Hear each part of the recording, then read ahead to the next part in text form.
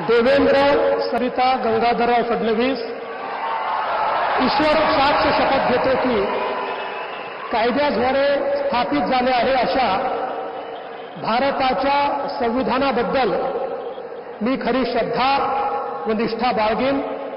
मी भारताची सार्वभौमता व एकात्मता उन्नत राखीन।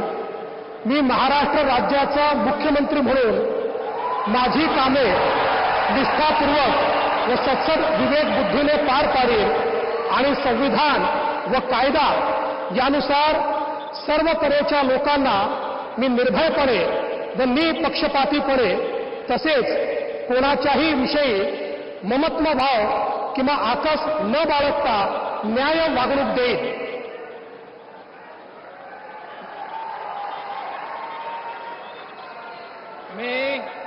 मी